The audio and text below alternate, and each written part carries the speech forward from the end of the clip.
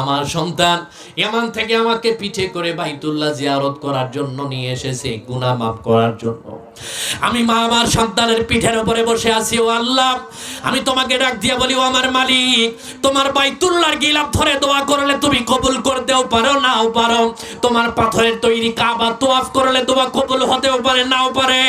তবে জীবন্ত কাবা আমার সন্তান তার পিঠের ভিতরে করে এখনো বহন করছে। আমি দোয়া করছি এই মুহূর্তে তুমি আমার সন্তানের জীবনের সব গুনাহগুলিকে মাফ করে দাও।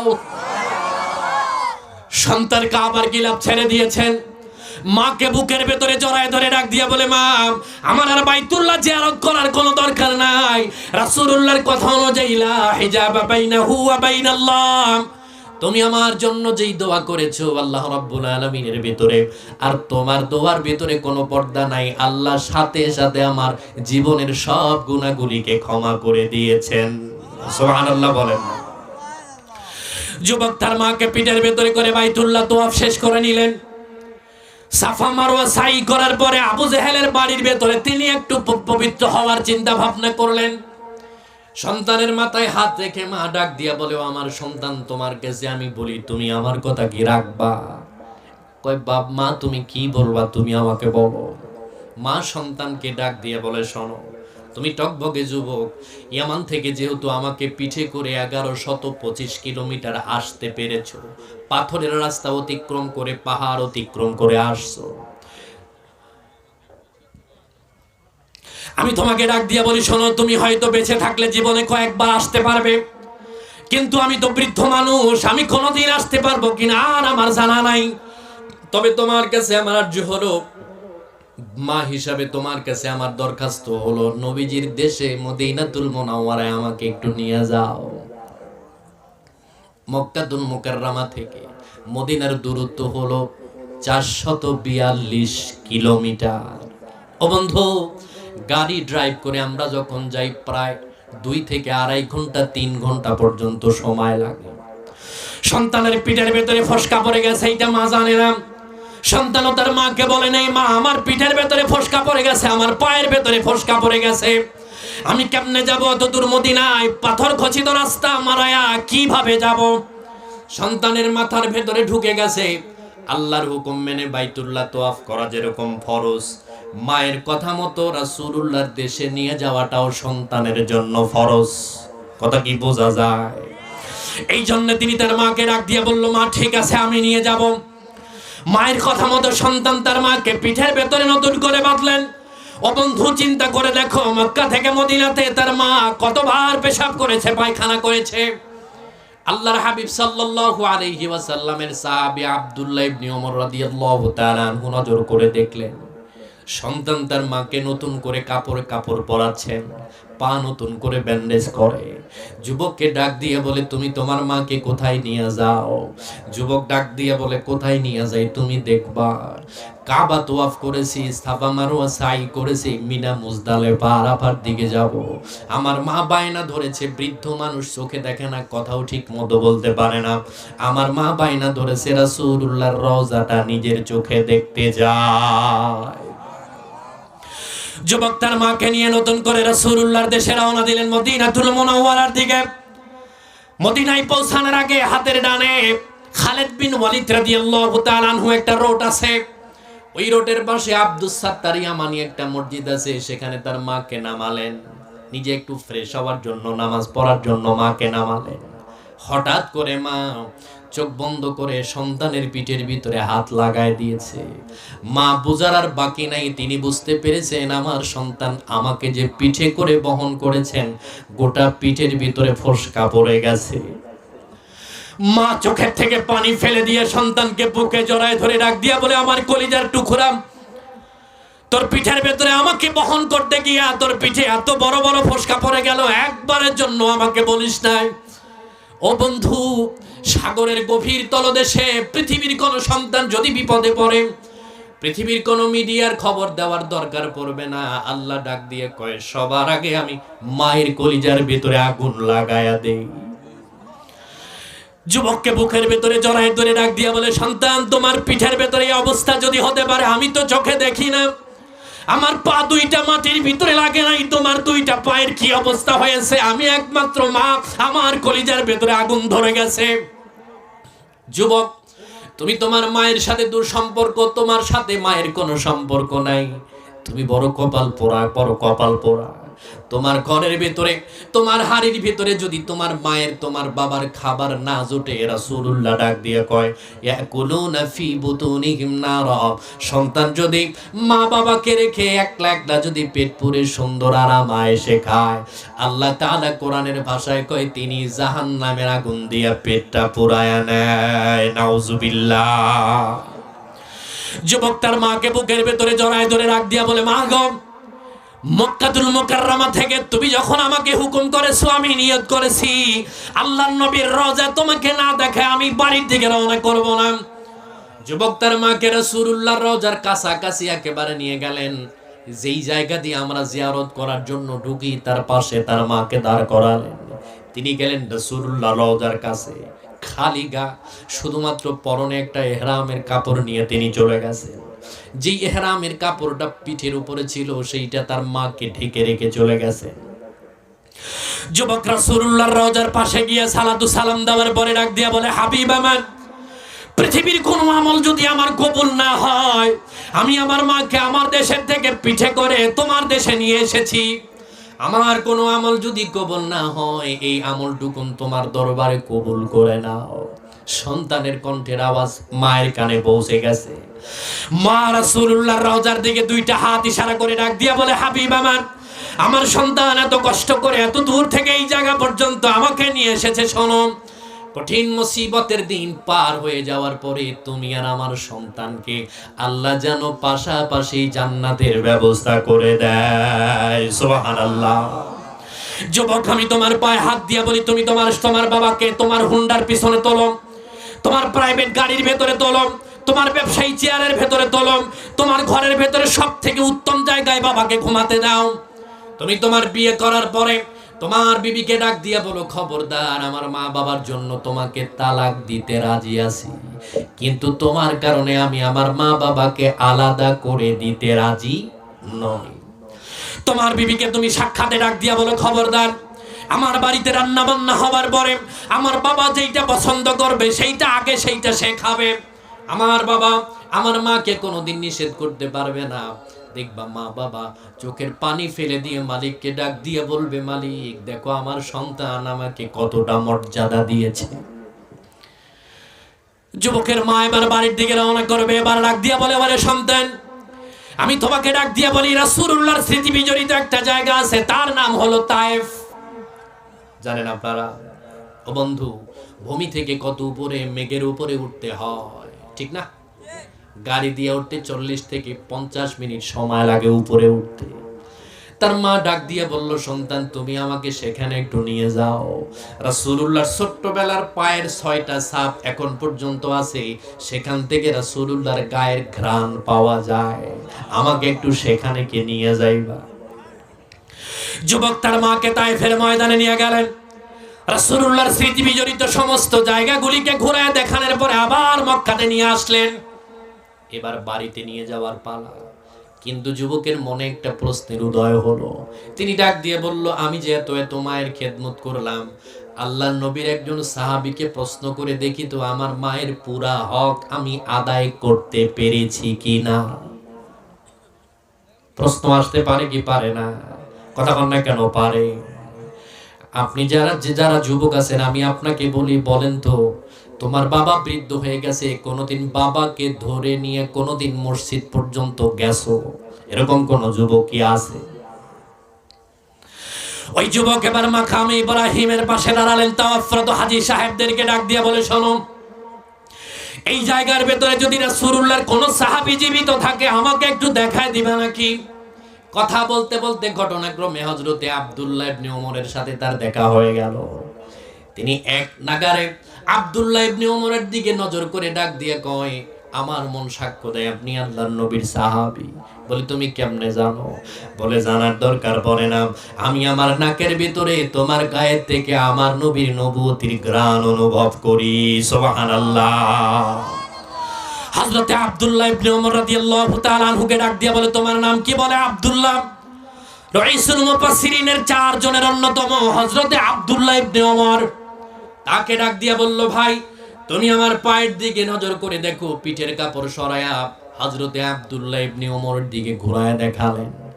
আব্দুল্লাহ ইবনে ওমর চোখটাকে ঢাকলেন, ডাক দিয়ে বলল, ভাই তোমার পিঠের এই অবস্থা কেন? কিভাবে পুড়ে গেল তোমার পিঠ? যুবক চোখের পানি ফেলে দিয়ে ডাক দিয়ে বলে, ভাই শোনো, আমি আমার মাকে ইয়ামান থেকে মক্কাতুল মুকাররমায় নিয়ে আসতে গিয়া প্রচন্ড গরমের ভেতরে আমার মায়ের খালি বুক আমার পিঠের সাথে লাগার কারণে পিঠের এমন কোনো জায়গা নাই যেই জায়গার ভেতরে ফসকা পড়ে নাই। আমার পায়ের দুইটা এমন কোনো জায়গা নাই যেই জায়গা দিয়ে রক্ত বের হয় নাই। মক্কায় নিয়ে গিয়েছি, মদিনাতুল মুনাওয়ারায় মিনা মুজদালিফা আরাফা জামরা সাফা মারওয়া সাই করেছি, তাইফের ময়দানে নিয়ে গিয়েছি। এখন আমি বাড়ির দিকে রওনা করব। তোমার কাছে আমি জানতে চাই আমার মায়ের পুরাপুরি হক আমি আদায় করতে পেরেছি কিনা। আপনারা কি কোন আদায় হইছে? হযরতে আব্দুল্লাহ ইবনে ওমর রাদিয়াল্লাহু তাআলা আনহু ডাক দিয়ে বলে, যুবক শোনো, আল্লাহর হাবিব সাল্লাল্লাহু আলাইহি ওয়াসাল্লামের হাদিস অনুযায়ী তুমি তোমার মায়ের এত এত খেদমত করার পরে ক্বালা লা ওয়ালা বিজাফরাতিন ওয়াহিদা, তুমি যে এত এত খেদমত করেছো, এখন পর্যন্ত তুমি তোমার মায়ের এক ফোঁটা দুধের হক আদায় করতে পারো না। সুবহানাল্লাহ। আমি মরে যাব যখন আমার গায়ের চামড়া তুলে তখন 2 জোড়া জুতা বানায় নিস্তরা, এক জোড়া দিস মায়ের পায়ে, এক জোড়া দিস মায়ের পায়ে, বাবার পায়ে অন্য জোড়া, 2 জোড়া জুতা বানায় নিস্তরা। নিজের গায়ের চামড়া দিয়া মা বাবার জুতা বানাইলেও ঋণ কোনোদিন পরিশোধ হবে না, ঠিক কিনা? বউ হারালে বউ পাবি রে প্রতি ঘরে ঘরে, মা হারালে মা পাবি না হাজার সাধন করে। তাই বউয়ের কথাই করো না ভাই মাকে অপমান, তোমার দেহের রক্ত মাংস মায়ের অবদান, ঠিক না? তুমি ঢাকা থেকে আসবে যখন বাড়ি, বউ তাকাবে হাতের দিকে আনছো কয়টা শাড়ি, মা তাকাবে মুখের দিকে, বাবা এত দেরি করলি কেন? বউয়ের কথাই করো না ভাই মাকে অপমান, তোমার দেহের রক্ত মাংস মায়ের অবদান, ঠিক না? আল্লাহ রাব্বুল আলামিনের হাবিব ডাক দিয়া বলে, পৃথিবীর মানুষ তোমরা শুনে রাখো, আল ওয়ালিদু আওসাদু আবওয়াবুল জান্নাহ। পৃথিবীর কোন যুবক যদি তার মায়ের পায়ের ভেতরে চুমু খায়, তার বাবার পায়ে চুমু খায়, সে যেন জান্নাতের চৌকাঠে চুমু খায়। সুবহানাল্লাহ বলেন না? কথা বোঝেন নাই মা? আপনি কি মনে করেন মাহফিলের আয়োজন করেছেন, শুনতে আসছেন, বাড়িতে চলে গেলেন, কয়েকটা টাকা দিয়েছেন, মাকে মাঝে মধ্যে খবর নিলেন বিদেশ থেকে দেশের থেকে, বাবাকে মাঝে মধ্যে মিস কল দিলেন, হক আদায় হয়ে গেছে? কথা মানে কেন হয়েছে কি? আল্লাহ রাব্বুল আলামিনের হাবিব এবার কি বলে ভালো করে শুনে রাখেন। যে হাদিস আমি আপনাদের সামনে পড়েছি, রাসূলুল্লাহ ডাক দিয়া বলে, বাবানে মুআজ্জালানে উকুবাতুহুমা ফিদ দুনিয়া আল বাগী ওয়াল উকুক। এই পৃথিবীর ভিতরে আল্লাহ তাআলা 2টা পাপের শাস্তি না দেওয়া পর্যন্ত আল্লাহ বান্দার মৃত্যু দিবেন না। কয়টা পাপের শাস্তি? 2টা।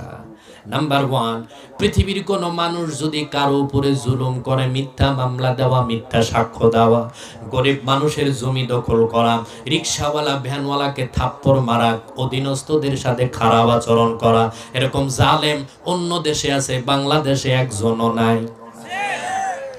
আল্লাহ রাব্বুল আলামিনের হাবিব ডাক দিয়া বলে, রিকশাওয়ালার ভাড়া হলো 50 টাকা, 40 টাকা দেওয়ার পরে তিনি যখন বাকি 10 টাকা দাবি করে, আপনি তারে থাপ্পড় দিয়া বললেন, তুই আমারে চেনস নি, আমি কোন দল করি?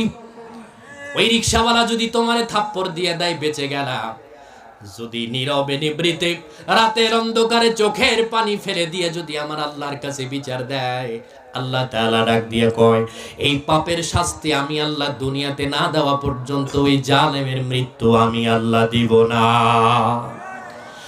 2 নাম্বার, রাসূলুল্লাহ ডাক দিয়া বলে, পৃথিবীর কোন সন্তান যদি তার মা বাবার সাথে খারাপ আচরণ করে, ও যুবক তুমি তোমার মায়ের সাথে এমন ভাষায় কথা বলো, অন্তরঙ্গ বন্ধুর সাথে এত খারাপ ভাষায় কথা বলে না, নাই?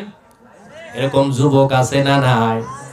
মায়ের সাথে বাবার সাথে এত এত খারাপ ভাষা কয়, কেমনে তুমি কও? কি কারণে কও? আল্লাহ রাব্বুল আলামিনের হাবিবের সাহাবী হযরতে আলকামা রাদিয়াল্লাহু তাআলা আনহু সংক্ষেপ করে বলছি, রাসূলুল্লাহর কাছে খবর আসলো আলকামা জীবন সায়ান্নে পড়ে আছে, মরে যাবে, তার বডি থেকে নিচ পর্যন্ত চলে গেছে। সাহাবীরা তার কানের কাছে কালেমার তালকিন দেয়, কিন্তু তিনি তার জবান দিয়ে কালেমা পড়তে পারে না। আল্লাহর নবীর কাছে খবর আসলো, ওগো নবী, আপনি একটু চলেন তো, আপনার সাহাবী আলকামা যাদের ব্যাপারে আল্লাহ বলেছেন রাদিয়াল্লাহু আনহুম ওয়া রাদু আন, আল্লাহ তাদের উপরে সন্তুষ্ট, তারাও আমার আল্লাহর উপরে সন্তুষ্ট। হযরতে আলকামা রাদিয়াল্লাহু তাআলা আনহুর বাড়ির ভিতরে রাসূলুল্লাহ চলে গেলেন। ওযু করার পরে ওযুর বাকি পানিটুকুন তার বডির উপরে ছিটায় দিলেন। রাসূলুল্লাহর উরুর উপরে আলকামার মাথাটা নিলেন। চার চোখ একত্রিত হওয়ার পরে আলকামাকে ডাক দিয়ে বলে, আলকামা, আমি নবী তোমার বাড়ির ভিতরে তোমার কাছে বসা, তুমি আমার সাথে একটু কালেমাটা পড়ো। আলকামা রাদিয়াল্লাহু তাআলা আনহু চোখের পানি ফেলে দিয়ে ডাক দিয়ে কয়, নবী, আমি তো পড়তে চাই, কিন্তু কেন জানি জবান দিয়ে আমার কালেমা বের হয় না। আল্লাহ রাব্বুল আলামিনের হাবিব বারবার চেষ্টা করলেন, কিন্তু তিনি কালেমা পড়তে পারেন নাই। আমার বাবা, আমাদের মা, আমাদের সন্তানরা মারা যাওয়ার সময় যেমন তার পাশে বসে কোরআন তেলাওয়াত করি, আস্তাগফার পড়ি, দরুদ ও সালাম পড়ি, যেন তার রূহটা সহি সালামতে কালেমার সহিত বের হয়ে যায়, তাই না? কিন্তু নবীজি নিজে কালেমা পড়াচ্ছেন। আল্লাহর হাবিব আলকামার মাকে ডাকলেন, ডাক দিয়ে বলল, আলকামার মা, তোমার সন্তান যদি তোমার সাথে কোনো বেয়াদবি করে থাকে, তুমি এই মুহূর্তে মাফ করে দাও। তবে আমার মন বলে তোমার সন্তান তোমার সাথে খারাপ আচরণ করেছে, এই কারণে তার জবান দিয়ে কালেমা বের হয় না। যদি তুমি তাকে মাফ না করে দাও, তিনি জাহান্নামে চলে যাবে। আলকামার মা ডাক দিয়ে বলে, নবী, আমার সন্তান যদি জাহান্নামেও যায়, এরপরেও আমি আমার সন্তানকে মাফ করতে পারি না, কারণ তিনি এমন এমন ভাষা আমার সাথে ব্যবহার করেছেন, ইসলাম কবুল করার পূর্বে আমার সাথে এমন খারাপ ভাষায় কথা বলেছেন, নিজের স্বামী তার বিবির সাথে এত খারাপ কথা কখনো বলে না।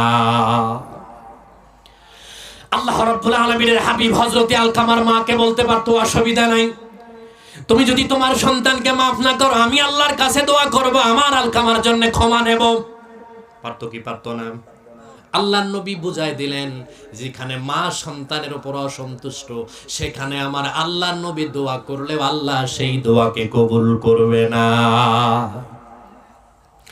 আল্লাহ রাব্বুল আলামিনের হাবিব হযরতে আলকামার ব্যাপারে সিদ্ধান্ত দিল, সাহাবায়ে কেরাম তোমরা শোনো, আলকামার জন্য খড়ি একত্রিত করো, লাকড়ি জোগাও, আগুন জ্বালানোর ব্যবস্থা করো। তার মা যেহেতু তাকে মাফ করে দেবে না, নিঃসন্দেহে তিনি জাহান্নামীদের অন্তর্ভুক্ত হয়ে যাবেন। হযরতে আলকামা রাদিয়াল্লাহু তাআলা আনহুর জন্য খড়ি একত্রিত করা হলো, আগুন জ্বালানো হলো, মুমূর্ষ ব্যক্তিকে 4 হাত পা টেনে আগুনের কাছাকাছি নিয়ে যাওয়া হলো। হযরতে আলকামা রাদিয়াল্লাহু তাআলা আনহুর আপন খালাতো ভাই হযরতে তালহা রাদিয়াল্লাহু তাআলা আনহুকে আল্লাহর নবী ডাক দিয়ে কয়, তুমি একটু শেষবারের মতো আলকামার মায়ের কাছে যাও, তিনি যেন তার সন্তানকে মাফ করে, নইলে তিনি জাহান্নামে চলে যাবে। হযরতে তালহা রাদিয়াল্লাহু তাআলা আনহু আলকামার মায়ের কাছে চলে যাওয়ার পরে ডাক দিয়ে বলে, খালাম, তোমার সন্তানকে আমার নবী আগুনের ভিতরে নিক্ষেপ করে দেবে, তুমি কি তোমার নজর দিয়ে একবার দেখতে চাও তোমার সন্তানকে? আলকামার মা মনে করেছে রাসূলুল্লাহ এরকম কাজ করতে পারে না।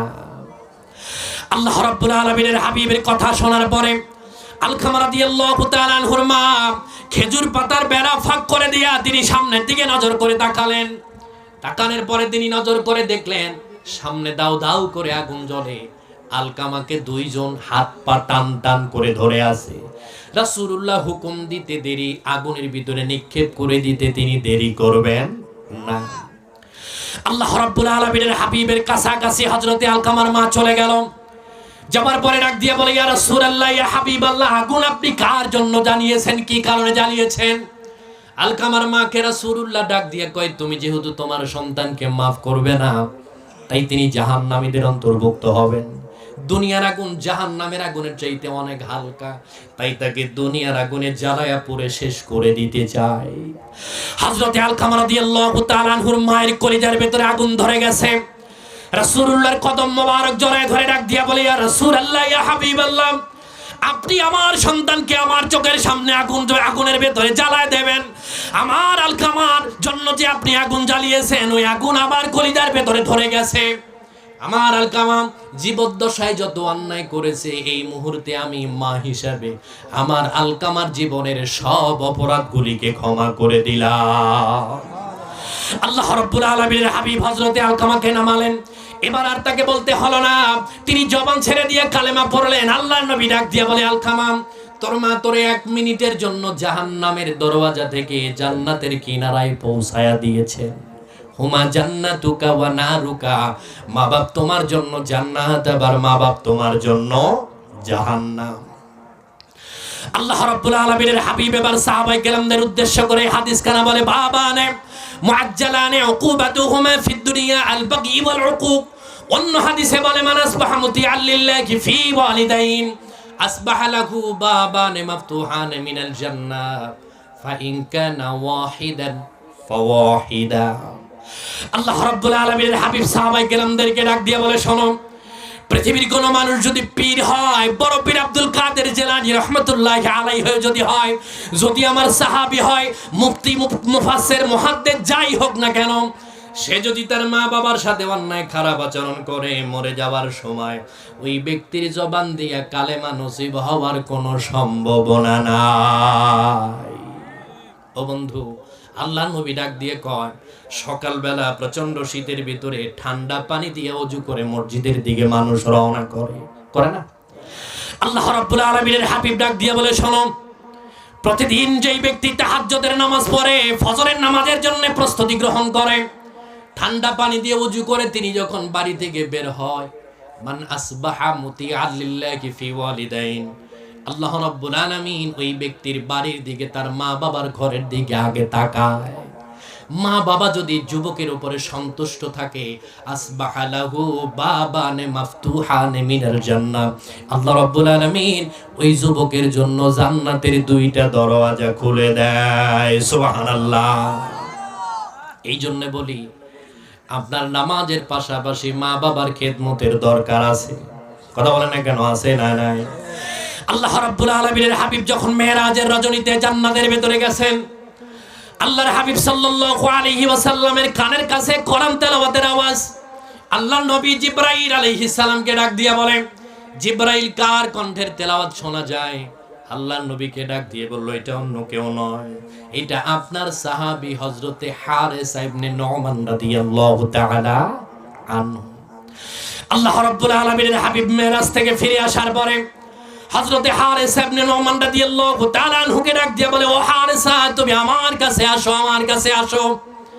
আমার আবু বকর, ওমর, ওসমান, আলী রাদিয়াল্লাহু তাআলা আলাইহিম আজমাইন জলিলুল কদর সাহাবী থাকার পরেও আমার একটা সাহাবীও জান্নাতের ভিতরে কোরআন পড়ার পারমিশন পায় নাই।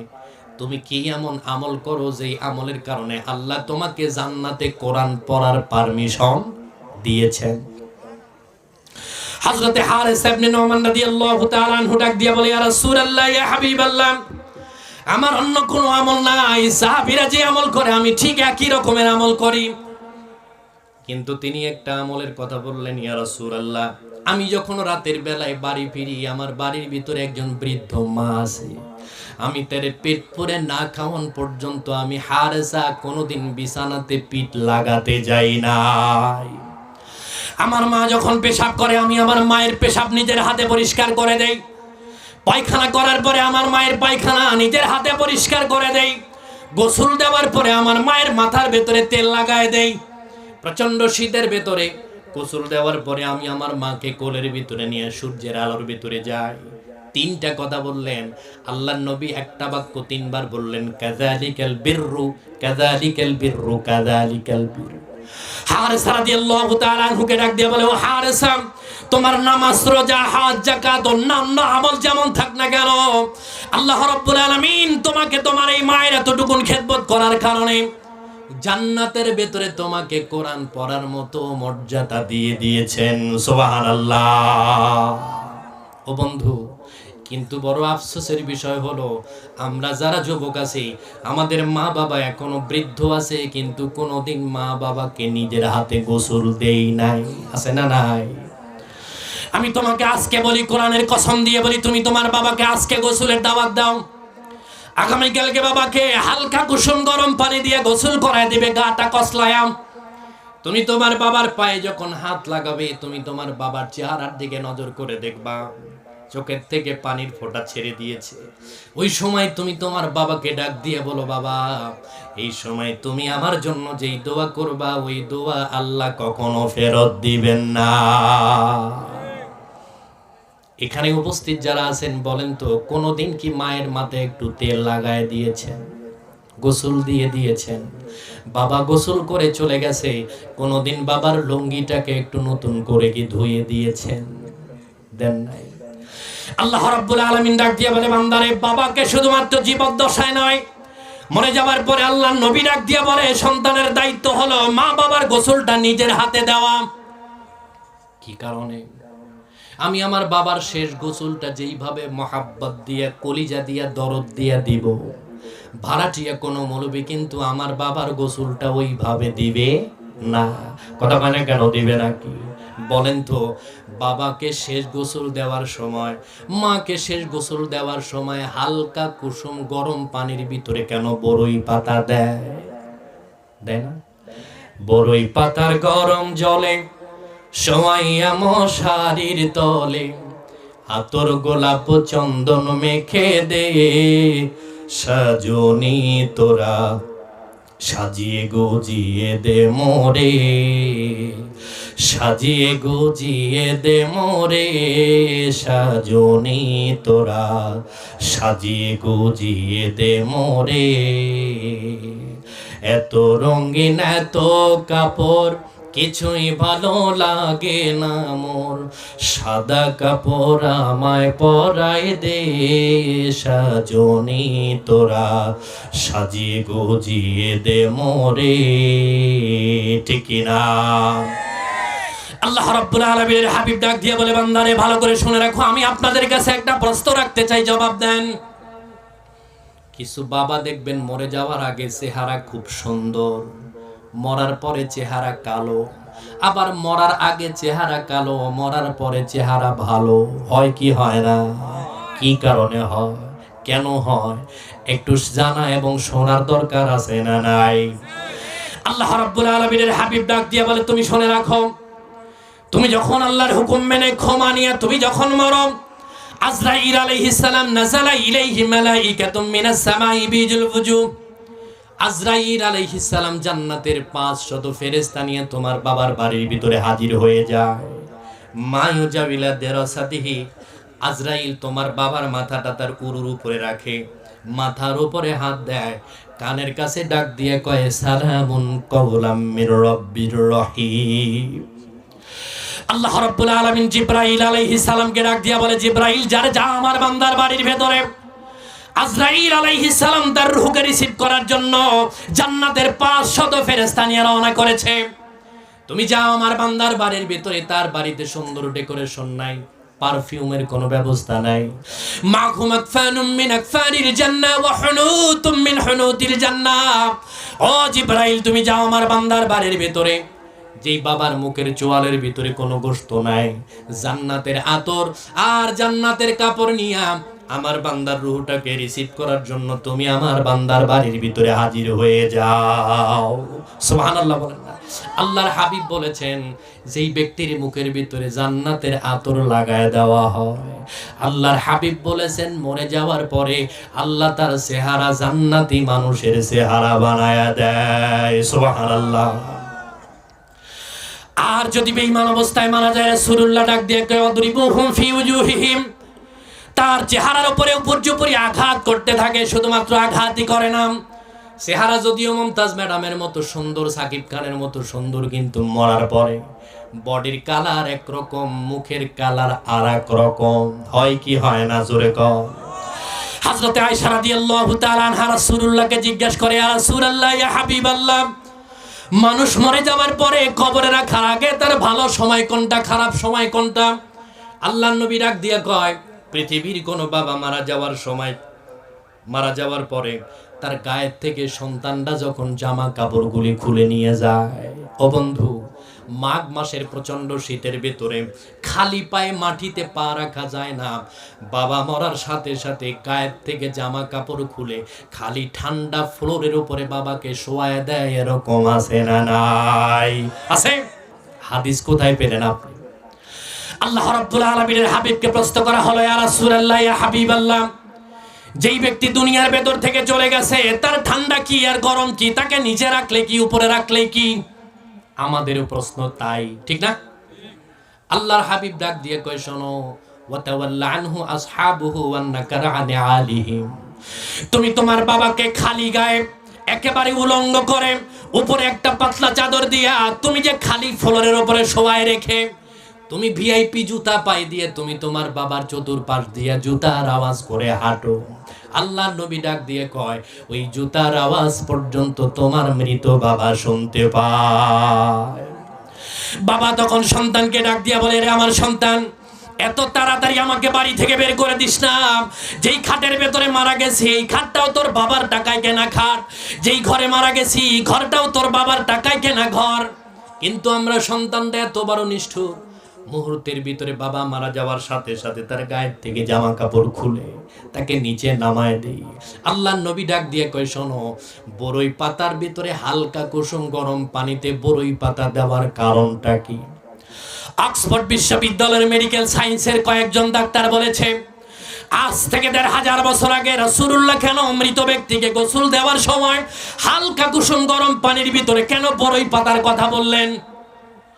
এটা আমাদেরও জানার দরকার আছে না নাই? জোরে কোন আছে? কি কারণে?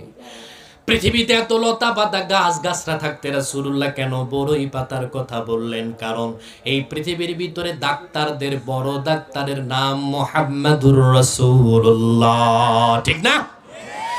আল্লাহ রাব্বুল আলামিনের হাবিব ডাক দিয়ে বলে, শোনো, যেই ব্যক্তি দুনিয়ার ভেতর থেকে চলে গেছে তার গোসল দেওয়ার জন্য যেই পানির ভিতরে হালকা কুসুম গরম পানির ভেতরে বড়ই পাতা দিয়ে দেওয়ার সাথে সাথে ওই পানিটা সাধারণ পানি থাকে না, আল্লাহ ওই পানিকে ব্যথানাশক ওষুধ বানায়া দেয়। মরা মানুষের আবার ব্যথানাশক ওষুধের দরকারটা কি? প্রশ্ন আসে কি আসে না? আল্লাহ রাব্বুল আলামিনের হাবিব ডাক দিয়ে বলে, শোনো, আজরাইল আলাইহিস সালাম তোমার বাবার বডিকে ক্ষত বিক্ষত করে দিয়ে গেছে। তোমার বাবা, তুমি যখন গোসল দাও তোমার বাবা ডাক দিয়ে কয়, আমার গায়ের ভিতরে এত জোরে জোরে ডলা দিস না, আস্তে আস্তে ডলা দে। তুমি যখন তোমার বাবার গায়ের ভিতরে হালকা কুসুম গরম পানি ঢেলে দাও, আল্লাহর নবী ডাক দিয়ে কয়, তিনি ব্যথা থেকে একটু উপশম পায়, তিনি একটু আরাম অনুভব করে। সুবহানাল্লাহ। এই জন্য আল্লাহর হাবিব ডাক দিয়ে বলে, শোনো, আমি একটু প্র্যাকটিক্যালি আপনাদেরকে দেখাই দেই। এখানে মরা মানুষকে গোসল দেন এরকম কেউ কি আছেন? আছেন? মরা মানুষের গোসল দেয় কেউ নাই? আনে ফয়সাল ভাই কই? গোসল দেওয়ার সময় দেখবেন নাকের ভিতরে কানের ভিতরে এত বড় কাপড় ঢুকায় দেয়, দেয় না? কি কারণে দেন? যাতে পানি ভিতরে প্রবেশ না করে। হাদিসের খেলাফ, কারণ ইসলাম পোস্টমর্টমকে সমর্থন করে না।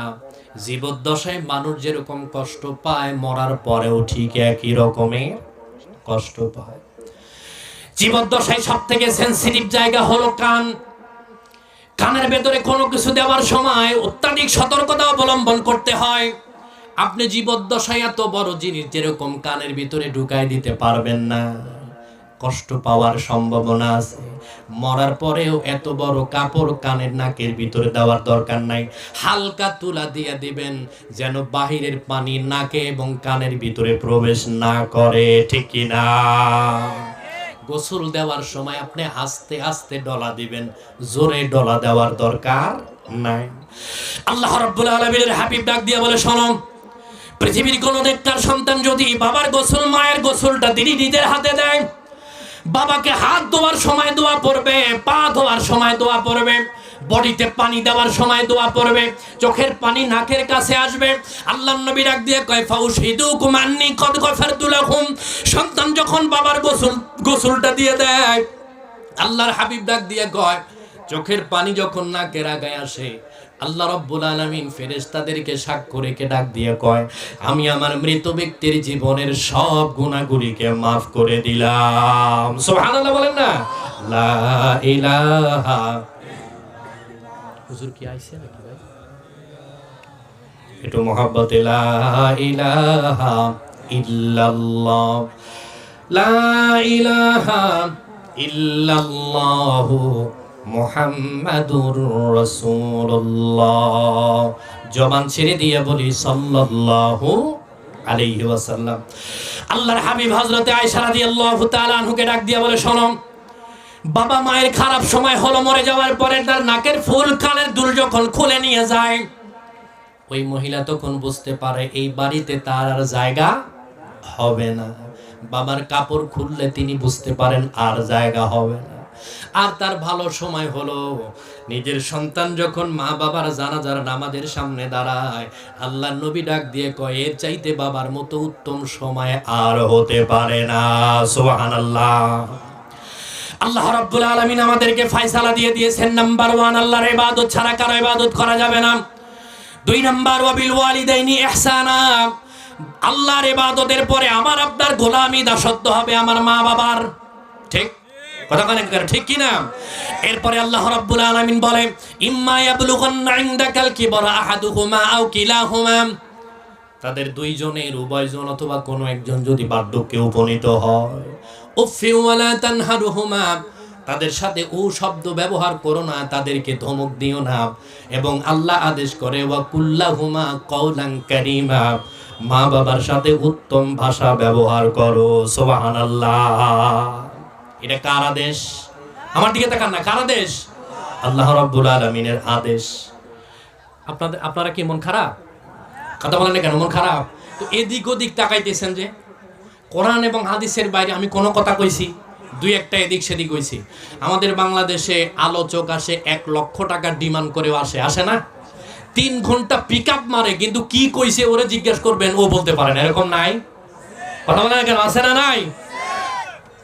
বাংলাদেশের এমন আলেম আছে, এই স্টেজে ওঠার আগে পুরা টাকা ক্লিয়ার করে দিতে হয়। নাই? কথা বলেন না কেন, আছে না নাই? আল্লাহ রাব্বুল আলামিন এবার ডাক দিয়ে বলে, ওয়াকফিদ লাহুমা জানাহায যুল্লি মিনার রাহমান, আমি তোমার কাছে হুকুম দিয়ে দিলাম, তোমাকে ফয়সালা করে দিলাম, তুমি তোমার মা বাবার সামনে রহমতের দিকে তুমি তোমার মস্তক অবনত করে দাও, এবং তুমি তোমার মা বাবার জন্য দোয়া করো, রব্বির হামহুমা কামা রব্বায়ানি সগীরা। আমার সাথে একসাথে পড়েন, রব্বির হামহুমা কামা রব্বায়ানি সগীরা। আল্লাহর কাছে ডাক দিয়া বলো, মালিক, আমার বাবা আমাকে ছোট্টবেলাতে যেমনি করে লালন পালন করেছে, তুমিও আমার মা বাবাকে তোমার রহমতের কোলে উঠায়া নাও। জোরে বলি সুবহানাল্লাহ। লা ইলাহা।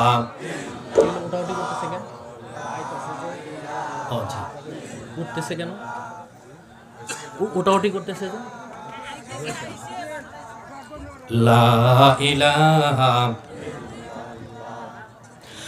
লা ইলাহা ইল্লাল্লাহু মুহাম্মাদুর রাসূলুল্লাহ।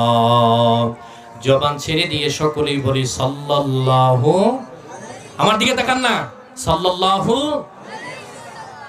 আমার আরো সময় হাতে আছে, আমি কি শেষ করে দিব নাকি চলে যাব?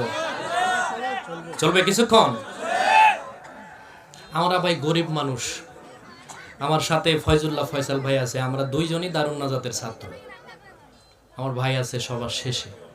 আমাদের বাংলাদেশে এমনও বক্তা আছে 1 ওয়াক্ত নামাজ পড়ে না, নাই? আমি আমার বাস্তব অভিজ্ঞতা থেকে বলছি। কোন এক বক্তারে আমি নিয়ে গেছি মাহফিলে, ওনারে 70,000 টাকা হাদিয়া দিছি। কত হাদিয়া দেওয়ার পরে সকালে ফজরের নামাজের পরে কইলাম যে ভাই চলেন একটু নামাজ পড়ে আসি। উনি আমাকে কয় যে আমি কি তোমার সাথে নামাজের কন্ট্রাক্ট নিছি? নাউজুবিল্লাহ, জোরে বলেন না। কি কয়? নামাজের কন্ট্রাক্ট। কি কোন আলেম হইলে কি নামাজ পড়া লাগে না? কথা মানে কেন, লাগে কি লাগে না?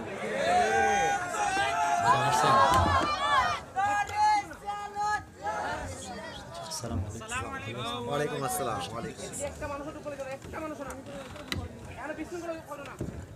বলেন, মা বাবার হক যেরকম সন্তানের আছে, সন্তানেরও মা বাবার উপরে হক আছে না নাই? একটু জোরে বলেন, আছে না নাই? আপনাদের হবিগঞ্জে আছে কিনা জানি না, বাবার যদি 3টা ছেলে থাকে, বড় ছেলেকে 10 বিঘা, ছোট ছেলেকে 8 বিঘা, মেজ ছেলেকে 9 বিঘা। নাই? কথা বলে না কেন? আছে না নাই?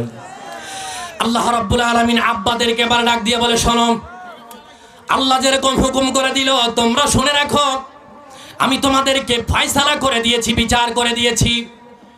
এবার আব্বাকে আল্লাহ রাব্বুল আলামিন ওসিয়ত করে ডাক দিয়ে কই, ওসিকুমুল্লাহু ফি আওলাদিকুম লিযযাকারি মিথলু হাযিল উনসায়াইন।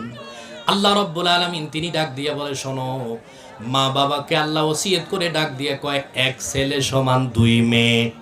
কথা বলেন না কেন? 1 ছেলে সমান 2 মেয়ে। বাংলাদেশে এমনও আব্বা আছে, হজে যাওয়ার আগে শুধুমাত্র ছেলের নামে পুরা সম্পত্তি লিখে দিয়া মেয়েদেরকে ঠকাইয়া তিনি বাইতুল্লাহ জিয়ারত করার জন্য যায়। এরকম আব্বা অন্য জেলাতে আছে, হবিগঞ্জে একজনও নাই।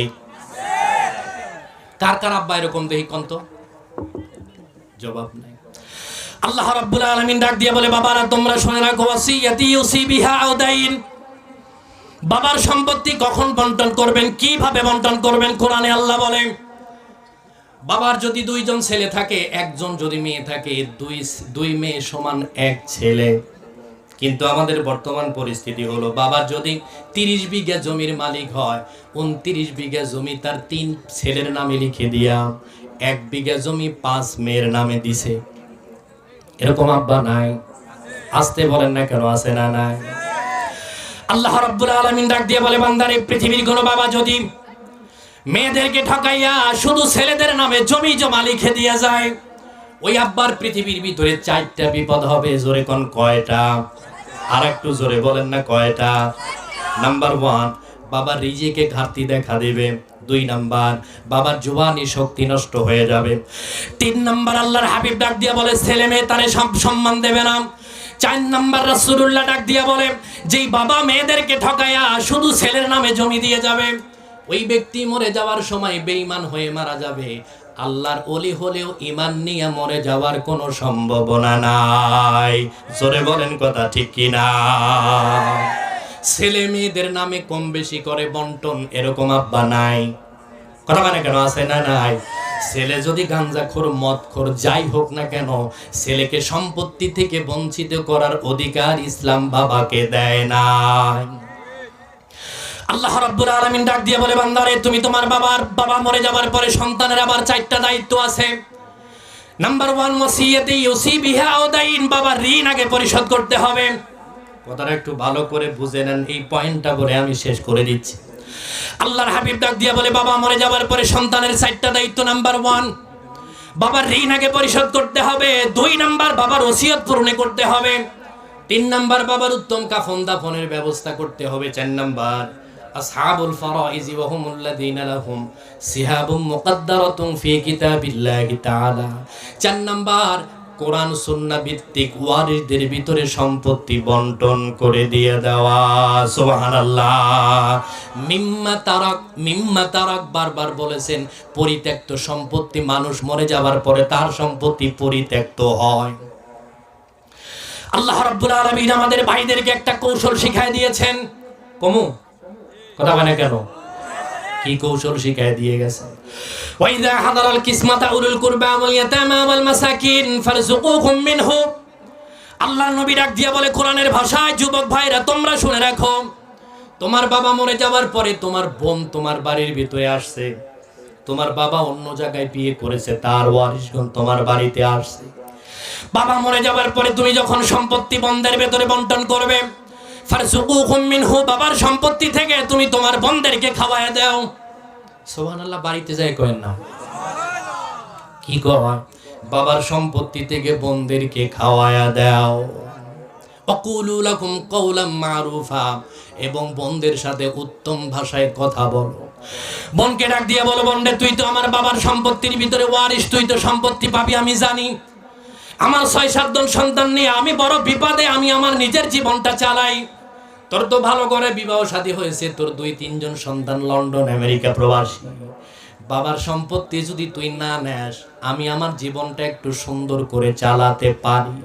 দেখবেন এমন কোন বোন নাই যে ভাইয়ের কাছ থেকে সম্পত্তি নিয়ে যায়, ঠিক না? কিন্তু আমরা এমন ভাই হয়ে গেছি, আমার বোনের কোথায় বিয়ে হয়েছে জানি না, বোনের কয়টা বাচ্চা কাচ্চা তাও জানি না, কি কি নাম সেটাও জানি না, কিন্তু আমি দুলাভাই হিসাবে আমার শালীর কবে বার্থডে, কবে বিয়ে হয়েছে, বাচ্চা পেটে কবে আসছে, কবে ডাক্তার দেখানো লাগবে, দুলাভাই হিসাবে সব আমার মুখস্থ, ঠিক না?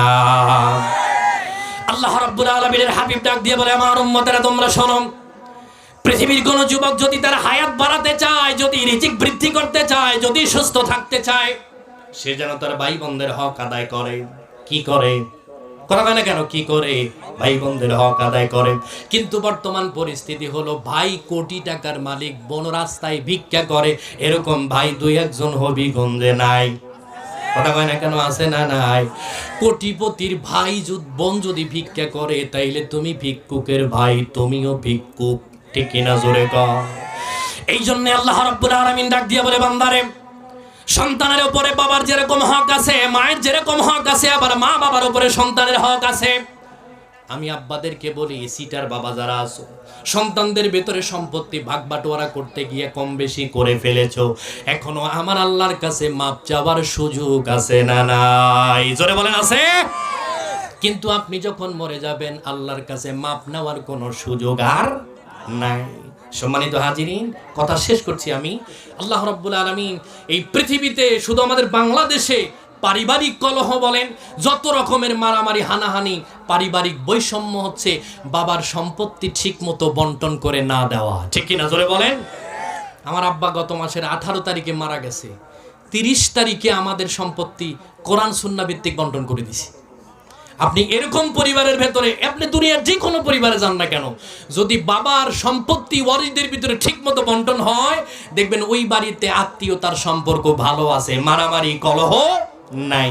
সম্মানিত হাজিরিন, আল্লাহ রাব্বুল আলামিন এই আয়াত থেকে আমাদেরকে শিক্ষা নিয়ে, প্রথম আল্লাহর গোলামি, জোরে বলেন কি?